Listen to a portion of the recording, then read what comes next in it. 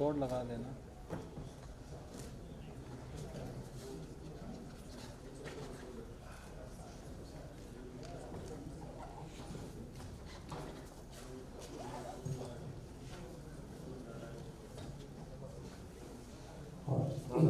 नमस्कार। जैसा कि आपको ज्ञात है, आज प्रधानमंत्री जी की अध्यक्षता में मंत्रिमंडल की बैठक हुई। उसके बाद इस पत्रकार वार्ता का आयोजन किया जा रहा है। इसमें आप सभी का स्वागत है। और कैबिनेट में लिए गए निर्णयों पे आपको ब्रीफ करने के लिए माननीय सूचना और प्रसारण, युवा कार्यक्रम और खेल मंत्री श्री अनुराग सिंह ठाकुर जी हैं। साथ में DPIIT के सचिव श्री अनुराग जैन और नागरिक के सचिव श्री इंद्रशेखर चतुर्वेदी जी। पहले माननीय मंत्री जी आपको ब्रीफ करेंगे, उसके पश्चात आपको प्रस्तुति। नमस्कार मित्रों, प्रधानमंत्री नरेंद्र मोदी जी के नेतृत्व में की अध्यक्षता में आज कैबिनेट की बैठक हुई और आत्मनिर्भर भारत को और बढ़ावा देने के लिए, भारत में मेक इन इंडिया को बल देने के लिए आज की 3 जो निर्णय लिए गए हैं वो बहुत महत्वपूर्ण है। पहला, मैं ministry of new and renewable energy पर आना चाहूँगा। मंत्रिमंडल ने आज हाई एफिशिएंसी वाले सोलर PV मॉड्यूल्स के लिए PLI स्कीम्स की ट्रांच 2 पर अनुमोदन किया है।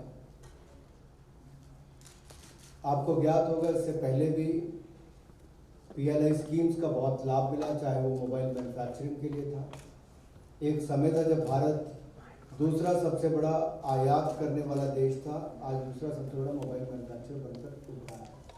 14 सेक्टर्स में अलग अलग प्रोडक्शन लिंक इंसेंटिव स्कीम्स लाई गई हैं, चाहे वो टेलीकॉम हो, नेटवर्किंग प्रोडक्ट्स हो, IT हार्डवेयर हो, फार्मा सेक्टर हो, स्पेशलिटी स्टील हो या फूड प्रोसेसिंग से लेकर ड्रोन के सेक्टर हो। लेकिन आज मैं अपने आप को सोलर PV मॉड्यूल पर पहले आप पे आना चाहूँगा, जिसकी आज जैसे अप्रैल 2021 में 4500 करोड़ रुपये का प्रावधान पहली स्कीम में किया गया था और जिसके अंतर्गत चयनित 3 कंपनियों ने सोलर PV मॉड्यूल्स के बनाने के लिए 8.7 गीगावाट की क्षमता के उत्पादन की कैपेसिटी यहाँ पे बनाने की शुरुआत की है, जिसका काम चल रहा है।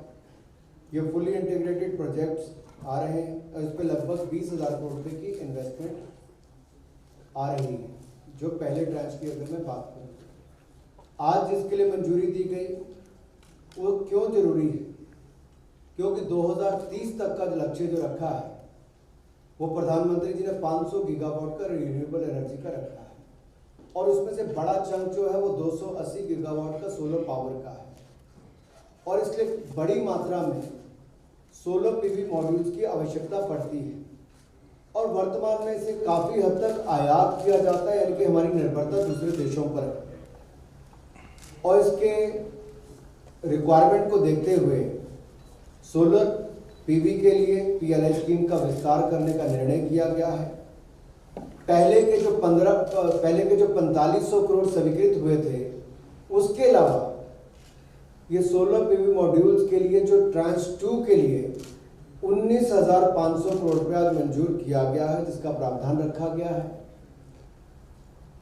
अगर पिछले पूर्व अनुमोदित स्कीम में अगर आप देखेंगे तो एक ही ऑप्शन विंडो रखी गई थी और उसमें कंपनियों के चयन में ऐसे मैन्युफैक्चरर्स को प्राथमिकता दी गई थी जो fully integrated solar PV plant स्थापित करेंगे, यानी कि उसमें पॉलीसिलिकॉन से लेकर वेफर एवं सोलर PV सेल्स और मॉड्यूल का निर्माण करेंगे। लेकिन ट्रांच 2 स्कीम में इंटीग्रेशन की मात्रा के आधार पर ऑप्शन की 3 अलग अलग विंडोज रखी गई और ये 3 विंडोज क्या है?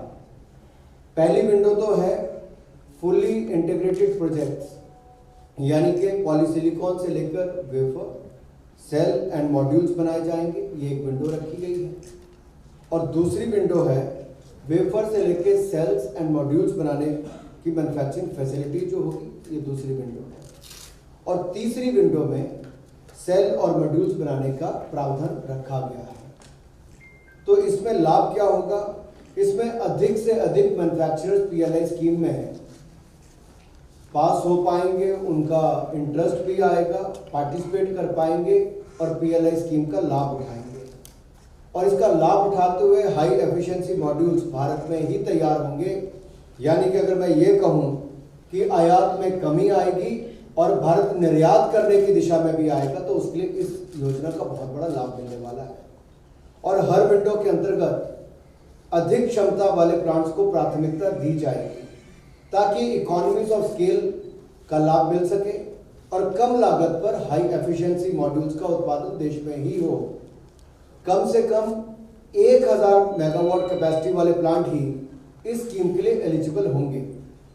इससे देश में सोलर एनर्जी का उत्पादन कम लागत पर हो सकेगा। जब आपकी मैन्युफैक्चरिंग यानी कि आपके प्लांट लगाने की कॉस्ट वही कम आ जाएगी, तो इसका मतलब आपकी उत्पादन की कीमत भी कम आएगी। कंपनीज को मिनिमम परफॉर्मेंस की शर्त भी पूरी करनी होगी ताकि भारत में ग्लोबल क्वालिटी के मॉड्यूल्स का उत्पादन हो सके। किसी कंपनी द्वारा भी बिड की कैपेसिटी का 50% ही पीएलआई स्कीम के लिए एलिजिबल होगा। और जो कई बार आपका प्रश्न आता था कि ब्राउनफील्ड प्रोजेक्ट्स को भी क्या इसमें अवसर मिलेगा, जी हाँ, ब्राउनफील्ड कंपनीज को भी ऐसे पीवी मैन्युफैक्चरर्स जो एग्जिस्टिंग फैसिलिटीज जिनकी है, उनको नई मैन्युफैक्चरिंग कैपेसिटी अगर खड़ी करनी है तो वो भी स्कीम का लाभ उठा सकते हैं और उनको इंसेंटिव राशि का 50% मिलेगा। और इस स्कीम के अंतर्गत इंसेंटिव उत्पादन शुरू होने के पहले 5 वर्ष तक मिलेगा। पहले साल सबसे ज़्यादा इंसेंटिव मिलेगा और तदोपरांत हर वर्ष वो कम होता जाएगा ताकि 5वें वर्ष के बाद भी जब इंसेंटिव खत्म होता है तो हमारी कंपनीज compete कर सके, मार्केट में इंडस्ट्री कम्पिटिटिव हो सके। उस दृष्टि के साथ इसको रखा गया है। सो जैसा मैंने कहा कि इस स्कीम के क्रियान्वयन के लिए सोलर पीवी मॉड्यूल्स के उत्पादन के लिए लगभग 94,000 करोड़ रुपए का डायरेक्ट इन्वेस्टमेंट आने की उम्मीद है, जिससे प्रतिवर्ष 65 गीगावाट सोलर पावर के लिए fully integrated, partially integrated PV modules के उत्पादन की क्षमता का सृजन किया जाएगा और लगभग 2 लाख लोगों को डायरेक्ट जॉब्स और लगभग 8 लाख लोगों को अप्रत्यक्ष तौर पर जॉब्स मिल सकेंगी, जो कि एंसिलरी या बाकी एक्टिविटीज या पैकेजिंग लॉजिस्टिक्स के माध्यम से होंगी। सो इस योजना से रिन्यूएबल एनर्जी में जो हमने महत्वाकांक्षी लक्ष्य रखा है कि उसको स्वदेश में ही बनाएंगे भी, जो हमारे सोलर पीवी मॉड्यूल्स है, और सोलर प्लांट लगाकर ग्रीन और क्लीन एनर्जी का यहाँ पर काम भी होगा और इससे भारत आत्मनिर्भर भी होगा। दूसरा,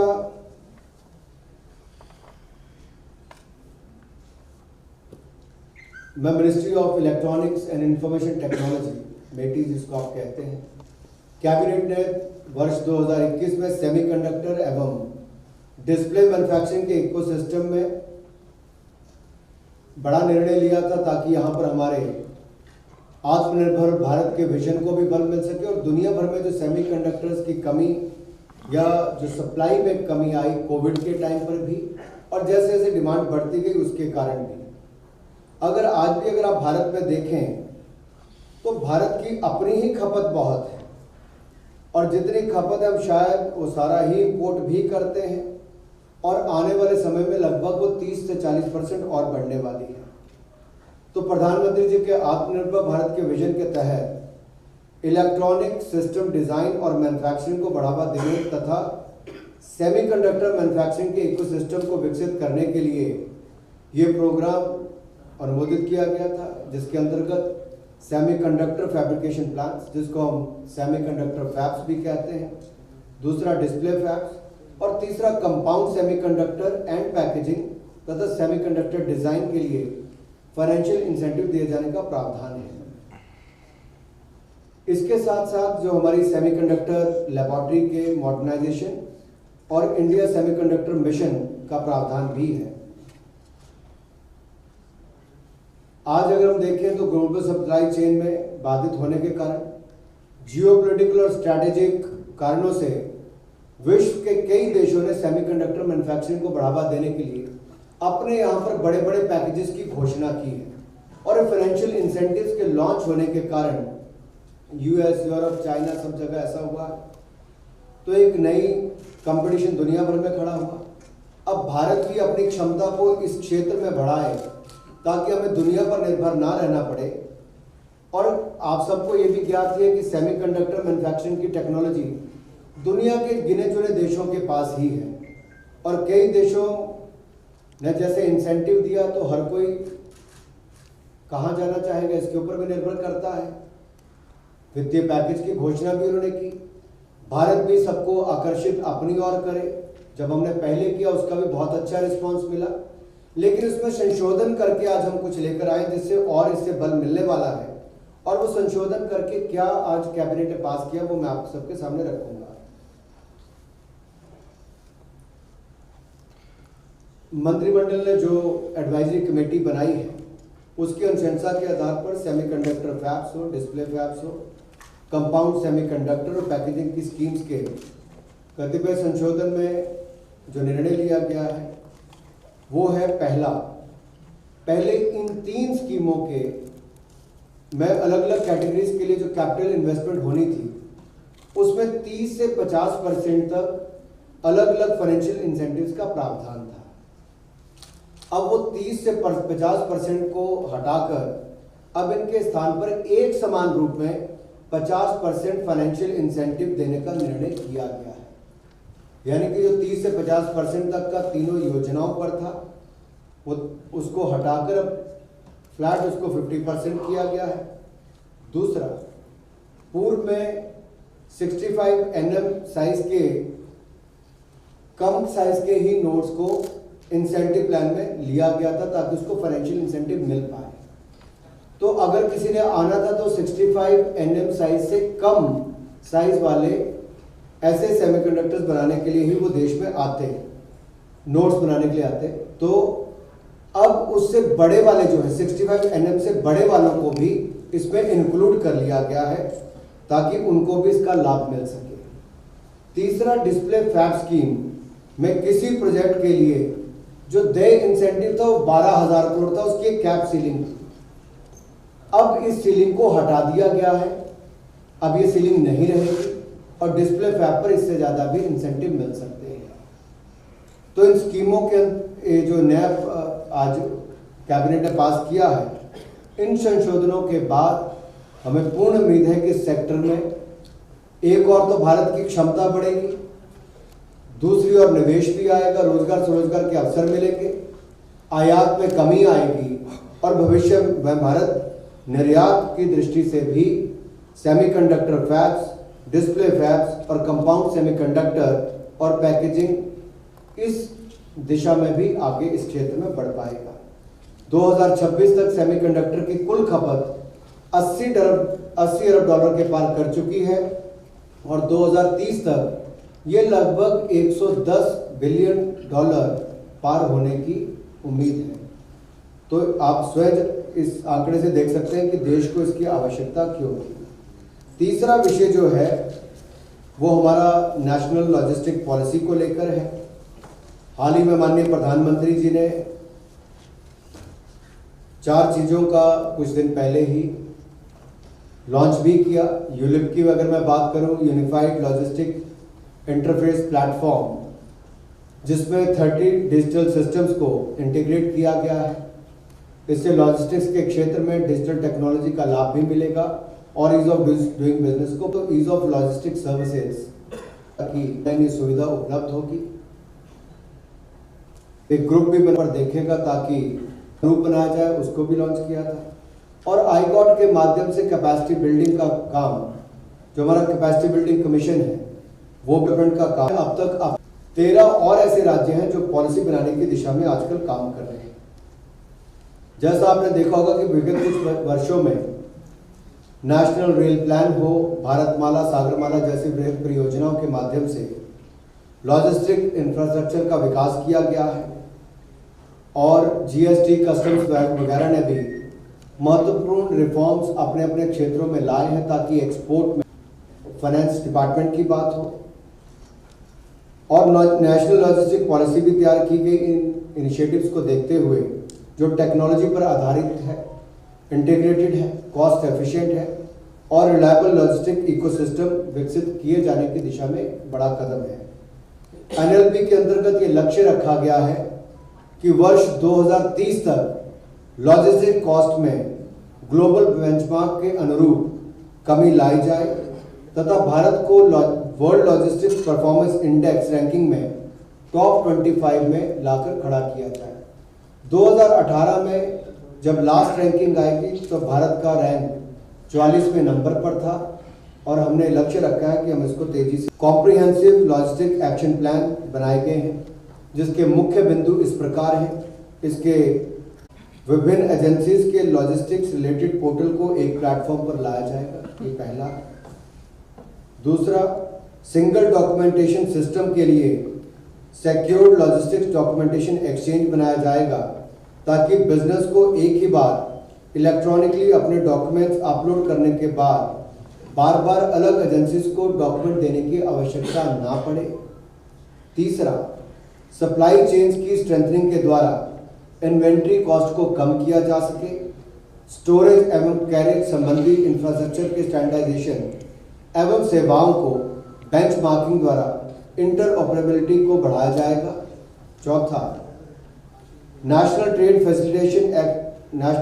फैसिलिटेशन एक्शन प्लान द्वारा एक्सपोर्ट इंपोर्ट लॉजिस्टिक्स को इम्प्रूव किया जाएगा।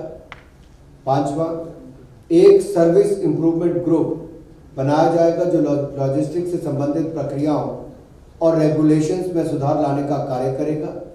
लॉजिस्टिक्स इकोसिस्टम के यूजर्स को सुविधाएं दी जाएंगी कि वे ease of logistics services platform पर रजिस्टर कर अपने इश्यूज का समाधान करा सकें।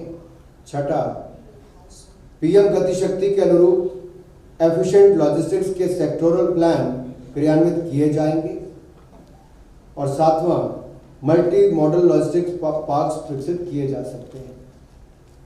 मित्रों, शहरों और राज्यों के लॉजिस्टिक्स के सुधार के लिए राज्यों से इनकी चर्चा भी चल। लॉजिस्टिक्स इंडेक्स पर लॉजिस्टिक्स ईज अक्रॉस प्रतिस्पर्धा की भावना उत्पन्न हो। और जैसा मैंने पहले कहा, लॉजिस्टिक परफॉर्मेंस इंडेक्स में भारत की रैंकिंग में सुधार लाने के लिए लास्ट माइल कनेक्टिविटी हो या ग्राउंड लेवल ऑपरेशंस हो या ग्राउंड लेवल इंफ्रास्ट्रक्चर सुविधाओं को बेहतर बनाया जाएगा। इस दिशा में हर कदम उठाया जाएगा ताकि रैंकिंग में सुधार भी हो और हमारे देश से निर्यात भी बढ़ सके। स्किल डेवलपमेंट द्वारा लॉजिस्टिक्स स्किल काउंसिल द्वारा हमारे युवाओं को ट्रेनिंग देकर प्रशिक्षण भी दिया जाएगा। इससे जहां ओवरऑल कुल मिलाकर लॉजिस्टिक्स कॉस्ट की कमी आएगी, लॉजिस्टिक्स की एफिशिएंसी बढ़ेगी, भारतीय उद्यम एवं प्रोडक्ट्स की कॉम्पिटिटिवनेस में सुधार होगा और देश में इकोनॉमिक एक्टिविटी को बल मिलेगा और मेक इन इंडिया को बल भी मिलेगा। और जब ये इकोनॉमिक एक्टिविटीज के बढ़ने तथा मैन पावर की स्किलिंग होने से देश में एम्प्लॉयमेंट अपॉर्चुनिटीज और बढ़ेंगी। जैसा चार इसके पहलू देखे जाए तो पीएम गति शक्ति के इंफ्रास्ट्रक्चर के तो हमने अलग अलग बातों में पहले कहा ही था। जो 3 नेशनल लॉजिस्टिक पॉलिसी के अंतर्गत कवर होती हैं वो एक बेसिक पॉलिसी 20 प्रश्न इस पर होंगे, जो भी आपके प्रश्न आप एक करके किया गया इसको लेकर के सेमीकंडक्टर इंसेंटिव इसमें 2 बदलाव किए गए। एक 65 nm नोट्स की सीमा जो है उसको हटा दी गई है। इसको हटाने के पीछे क्या वजह है? दूसरा, 12,000 करोड़ रुपए की अधिकतम इंसेंटिव किसी एक यूनिट को दी जाएगी, इस सीमा को हटाई गई।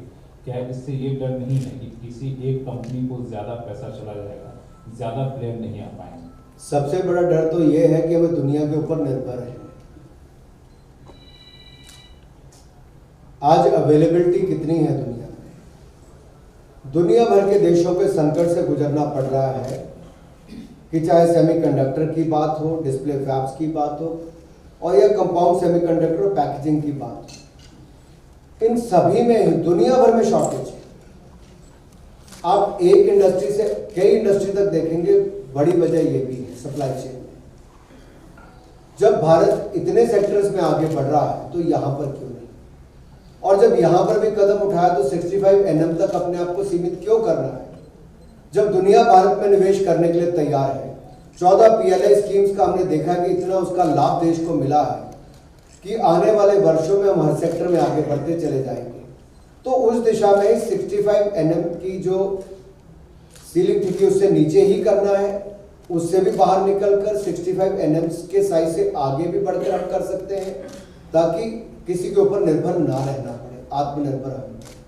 और 12,000 करोड़ की इसलिए लक्ष्मण जी मैं कहना चाहता हूं, इसमें इन्वेस्टमेंट का साइज तो देखिए कितना है। गिने चुने प्लेयर्स हैं और दुनिया भर के देश उनको अपनी ओर बुलाना चाहते हैं, लेकिन भारत में एक अपनी डोमेस्टिक मार्केट भी बढ़ी और भारत में जो मैन्युफैक्चरिंग कैपेसिटीज की कैपेबिलिटी भी है और एबिलिटी तो है ही है। तो मुझे लगता है उसकी क्षमताओं को और बढ़ाने के लिए जब इन्वेस्टमेंट आएगी तो रोजगार भी होगा और यहाँ से निर्यात के अवसर भी मिल पाएंगे। हमारी अपनी भी बहुत बड़ी रिक्वायरमेंट है, इसलिए 12,000 करोड़ की सीलिंग को जो एडवाइजरी ग्रुप है उन सबने ही कहा है कि अगर आपको बड़ी इन्वेस्टमेंट्स लानी है और कहीं भी निर्भरता नहीं रखनी दूसरे देशों के ऊपर, तो आपको इसको थोड़ा एक्सपेंड करना होगा।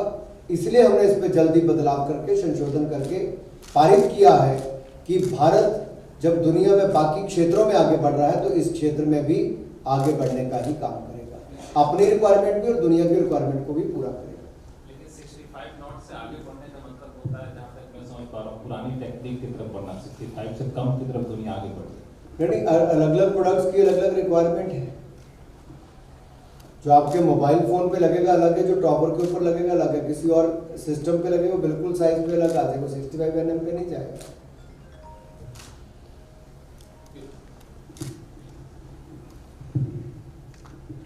मेरा सवाल, वैसे हमारे कंसर्न मंत्रालय से भी आए हैं अधिकारी, उनको आप ऊपर बुला सकते हैं अगर कुछ और ऐड करना है तो। एक चेयर और दीजिए ऊपर।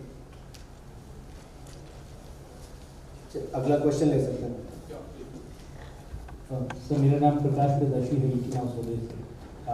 मेरा सवाल इंजीनियरिंग से है। जो जिस PLI स्कीम की घोषणा की गई है उसमें इक्विपमेंट मैन्युफैक्चरिंग की साइज क्या होगी, कितनी कैपेसिटी आप ऐड करेंगे? दूसरा, कौन सी स्कीम की? सोलर PV मैन्युफैक्चरिंग की। दूसरा, पहले जो फेज का जो स्कीम था उसमें क्या मैन्युफैक्चरिंग शुरू हो गई है, और हुई है तो उसमें कितना कैपेसिटी अभी ऐड हुआ है? पहले जो स्कीम लाए थे वो हम 4,500 करोड़ रुपए की थी और उसमें 8.7 गीगावाट तक की क्षमता वाले 3 ऐसी कंपनीज अभी तक काम कर रही हैं जो चयनित हुई थी, और उनके माध्यम से लगभग 20,000 करोड़ रुपए की इन्वेस्टमेंट इसमें आ रही है। लेकिन जो भारत की रिक्वायरमेंट है 500 मेगावाट, जो हम रिन्यूएबल एनर्जी की बात करते हैं उसमें 280 मेगावाट तो हमें सोलर एनर्जी में चाहिए। तो सोलर PV मॉड्यूल्स आज भी भारत में अधिकतर इंपोर्ट ही हो रहे, लोकली उसकी मैन्युफैक्चरिंग भी करें तो 65 गीगावाट के लगभग हमें अपनी क्षमता को खड़ा करना होगा। उसके लिए हमने 19,500 करोड़ रुपए की ये योजना लेकर आए हैं, जिसके अंतर्गत आप ये सारी जो फुल्ली इंटीग्रेटेड प्रोजेक्ट जिसकी मैंने पहले बात कही, जिसमें आपके पॉलीसिलिकॉन से लेकर वेफर, सेल्स और मॉड्यूल्स ये चारों बनाए जाएंगे। दूसरी स्टेज थी जहां पे वेफर, सेल्स और मॉड्यूल्स बनाए जाएंगे, और तीसरा है जहां पे सेल्स और मॉड्यूल्स। तो जिस कंपनी की जो क्षमता है वो उस हिस्से में अपने आप को, यानी कि जो भी ऑप्शन 3 है उसमें अपने आप को अप्लाई कर सकती है, वहां पे इंसेंटिव लेकर अपनी क्षमता खड़ी कर सकती है। लेकिन जो 1,000 मेगावाट तक की क्षमता खड़ी करेगा वही इसमें पात्र होगा, और जो ग्रीनफील्ड के हमारे प्रोजेक्ट हैं वो भी इसमें आ सकते हैं। बस बात इतनी है कि जब वो अपनी क्षमता इसमें और बढ़ाएंगे तो उनको 50% तक का इंसेंटिव, इसमें फाइनेंशियल इंसेंटिव मिलेगा। अगर इस पर आपको कुछ और ऐड करना है। Thank you sir. तो कैपेसिटीज़ की जो बात हुई तो इसमें 29 गीगावाट की इंटीग्रेटेड कैपेसिटी लगेगी पॉलीसिलिकॉन से लेके मॉड्यूल्स तक, 18 गीगावाट की वेफर से लेके मॉड्यूल्स तक, और 18 गीगावाट की सेल्स प्लस मॉड्यूल्स। मॉड्यूल सब में कॉमन है क्योंकि PLI मॉड्यूल्स के लिए है। मॉड्यूल कैपेसिटी जैसा मंत्री जी ने कहा 65 गीगावाट हो जाती है। किसी और का कोई सवाल? आपने पहले वाले सवाल पे कोई ऐड ऑन करना है? उससे पहला है क्योंकि लक्ष्मण ने एक सवाल पूछा। धन्यवाद सर। जो 65 नैनोमीटर के ऊपर का टेक्नोलॉजी है, हमारे देश में 50% के खपत जो है वो उससे ऊपर माइक ऊपर हमारे देश में 65 नैनोमीटर के ऊपर के जो नोट्स हैं उसकी 50% खपत है। तो अगर हम इसको रिवाइज नहीं करते तो इसका मतलब है कि वो 50% नोट्स के लिए हम बाहर पर निर्भर करते हैं। इसलिए आपने निर्भरता के हिसाब से सारे नोट्स को इसमें अलाउ किया है और समान रूप से सबको 50% इंसेंटिव दिया जा रहा है। और जब हम कोई एक सीलिंग ले रहे हैं या किसी कंपाउंड में कंडक्टर के लिए या इसके लिए पैकेजिंग के लिए, तो हमने सबके लिए 50% फ्लैट कर दिया है और कोई सीलिंग 12,000 की या किसी भी चीज़ के लिए नहीं रखी। अब सब समान 50% इंसेंटिव लेंगे।